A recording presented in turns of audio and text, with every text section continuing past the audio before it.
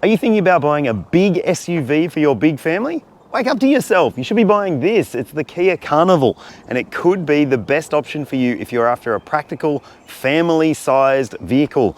Look, I know it's a people mover, but there's a lot to like about it. Stay tuned and keep watching. Thanks for watching. If you haven't already, please do hit like and subscribe, and let me know if there are any other people movers that you want me to do a review of. There are 4 different trim grades available for the Kia Carnival range. There's a 5th one available at the time we're filming this, but it's a special edition, so it won't be around forever. You've got the choice of petrol or diesel across every single model, and there's 8 seats as standard as well. The entry-level S grade is pretty attractively priced for an 8-seater people mover van, and comes with some good stuff as well. You've got an 8-inch touchscreen media system, you've got LED lighting, 17-inch alloy wheels, and it looks and feels okay for the kind of money that you're paying for it. The next step up from there is the SI, and it adds a few things that you will appreciate, including 18-inch alloy wheels and a 12.3-inch touchscreen media system with wired Apple CarPlay and Android Auto. The base model has wireless because it doesn't have sat-nav, so you get sat-nav if you step up to the SI. You also get an 8-speaker stereo in the SI. You get 6 in the base model S. Up from there is the SLI, which I think is probably the pick of the range if you aren't looking to spend all the money on the top spec version, because it comes with some really good handy stuff that you will appreciate. There's keyless entry, push button start, you get electric sliding side doors, an electric boot, you get leather accented seat trim, you get 3rd row USB ports, there's also a panoramic sunroof, a surround view camera system, LED front fog lights, and an auto dimming rear view mirror. So you're getting a whole lot of stuff for your money if you choose the SLI. If you want the blingy one, that's this one here, the Platinum. It comes with black 19-inch alloy wheels. It also gets slightly different headlights, and inside you get a bunch of stuff that, well, on cold days you're going to appreciate. There's heated seats for the front row and the second row as well, plus cooled seats for the driver and passenger, and a heated steering wheel too. Plus you get a 12-speaker Bose stereo system, which does make it a pretty nice place to be. But is it worth all that extra money to get into the Platinum over the SLI? I'm not so sure. If you want a big van and you don't want a Kia Carnival, then you should probably be looking at the Hyundai Staria. Now, it has a lot of space on the inside. It's an 8-seater as standard as well, and it's got the choice of petrol and diesel. The diesel has all-wheel drive, which the Carnival can't match. So if you are someone who goes to the snow a lot, that could matter to you. And also, it has a very different feel inside. It's a lot taller, and it has that real fishbowl feel because there's so much glass. I reckon it's a fairly good value option. Another option from Hyundai is an SUV, the Hyundai Palisade. Hit the link at the top of your screen there, and that'll show you my review of the Palisade. It's available with 7 or 8 seats, but it's never going to be as practical as a people mover like this. But again, it's got a bit more status factor, I guess you'd say. It looks really tough. There are a few other people movers which I haven't had a chance to drive yet, including the LDV Mifa. Hopefully I'll be able to do that very soon. Stay tuned. If you've got a big family, you need a big car. There's no two ways about it. This car is pretty big. It's 5.1 meters long. It's also quite tall. So yeah, I'm 6 foot and this is almost as tall as me. So make sure you do your garage measurements before you go buying a Kia Carnival, because it's not going to fit everywhere.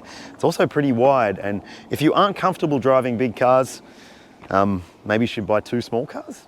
Anyway, it's got a pair of electric sliding side doors in this spec, which just makes living with it a lot easier. As you can see, I've got a child seat fit in there. I'll tell you about that in a sec. And it's also got an electric boot on this grade. Oh my God, there's so much to talk about with the boot. I love it. Let's have a look. This is a big car and it's got a really, really big boot. And because it's so cleverly packaged, there's enough space in here to fit a family of 8's luggage. And if you don't believe me, well, you can check out Mal Flynn's review of this car. He lived with a Carnival for a long-term loan, and he managed to pack in, well, not 8 people's worth of luggage, but a whole lot of luggage into the back. If you don't need to use the 3rd row seats all the time, they are pretty easy to fold away. They are a little bit heavy though. I'll just show you. Part down and do the same on the other side as well. And what this means is it's just a little bit easier for you to store this stuff out of the way. And if you do that, you've got basically a small cargo van's worth of luggage space available to you. So if you need a 5-seater with a huge boot, this might be the car for you.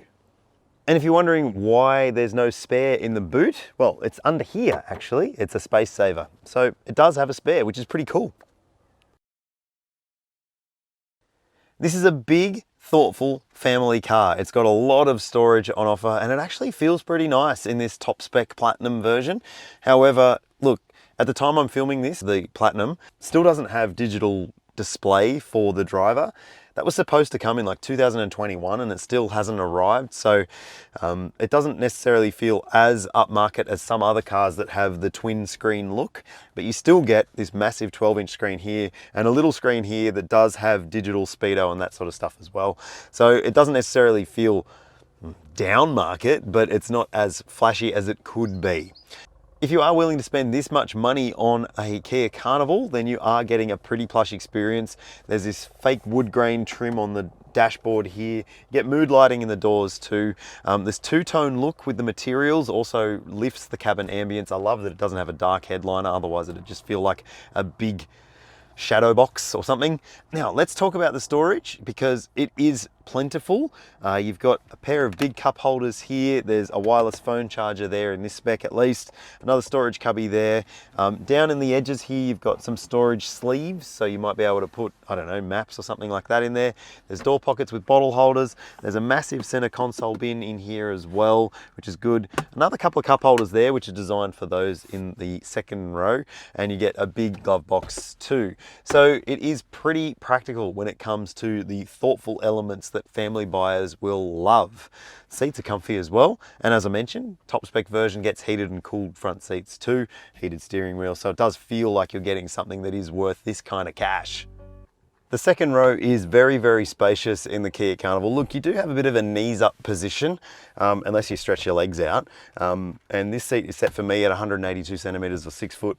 There's heaps of room back here. And if you need more room for the people behind, these seats do slide. If I can find the slider, there we go. So yeah, you can make it as comfortable or uncomfortable for whoever's in the second row as you want.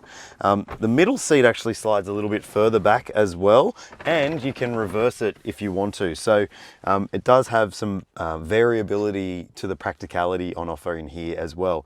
As you can see, I've sit my little girl's baby seat in that side. There are 3 ISOFIX points and 3 top tether points across the second row here. So it does have the family friendly factor in spades. And when it comes to the amenities, as I mentioned, you've got these 2 cup holders here. There's a couple of USB ports there for you to plug in your devices and keep charged up. Little storage nook underneath that front center console section, and you've got air vents here, plus controls for the fan and the temperature as well. So it is very, very thoughtful. You've got map pockets in here as well. These windows actually go down, which a lot of people mover vans don't have windows that go down, so that's kind of nice. This spec also gets those shades, which is really good. And there's a secondary sunroof back here as well, which you can open too. Let's check out the third row. For someone my size, it's unbelievable that there's this much space. And there are 3 seats. Obviously, I've got my little girl's child seat fit here, so you can get an idea of what it might be like. There are ISOFIX points in both of the window seats and top tethers as well. So it is a very practical offering if you are looking for a vehicle of this size where you need to use all the seats for kids' seats. So that's kind of neat to know. Now, in this top spec also, you get these little blinds here, which is unusual. They're quite small, but they do actually offer some effective shading for anyone in the third row, even though those windows are pretty darkly tinted as well. There are cup holders on top of this wheel arch section. There are USB ports as well, and little vents in the ceiling as well, so everyone can feel like they're having an airy, nice experience on the family road trip. Yeah, it is a nice spot back here. If you're buying a Kia Carnival in 2023 at least, then you've got the choice of 2 engine options. That might change later on. I think there's a hybrid coming. So if hybrid matters to you, it might be worth waiting for the facelift. It's going to be a pretty big facelift as well. So stay tuned for that. But at the moment, you've got 2 choices. The entry-level version is the petrol V6. Comes with an 8-speed automatic transmission. It's got plenty of power and torque, and it's front-wheel drive only. So it can be a bit of a challenge getting all that power to the ground in wet, slippery conditions. And it can be the same sort of situation if you buy the diesel one, which is this one here. It's a 2.2 litre diesel, but it has more torque, so it does things a little bit easier. And if you are going to run around with your Carnival full of people and stuff all the time, then the diesel really should be the money that you spend to upgrade your life. The thing about the Kia Carnival is it doesn't drive as big as it is. And that is a compliment to Kia's designers and engineers, because a vehicle like this should feel big to drive, but it really doesn't. Look, it obviously is large, so when you are trying to park, you need to keep that in mind. But in the top 2 grades, you get a surround view camera, which does make things a lot easier and safer. Visibility from the driver's seat isn't too bad. However, if you are looking through the rear view mirror and there's lots of people on board, then you aren't going to see all that much through that back window. Some other newer vehicles like Nissan Pathfinder in the top grades, or even a Land Rover Defender, they have this camera system where it looks out the back over the top of the car, so you don't actually have to worry about what's in between you and the back window. You're getting a real live stream view through a monitor. Something like that would make a massive difference to this vehicle. Hopefully that comes with the updated version. As I mentioned, the diesel version, which is this one here, is the peak of the range if you ask me, because it's just a bit more settled and it does have more torque. Torque will make it feel like it's doing things easier, and it does. It really feels like it's effortless in the way that it builds speed, and even when you do have lots of people on board, it never feels overly strained. Whereas if you do get the petrol version and put lots of people on board, you're going to be revving quite a lot.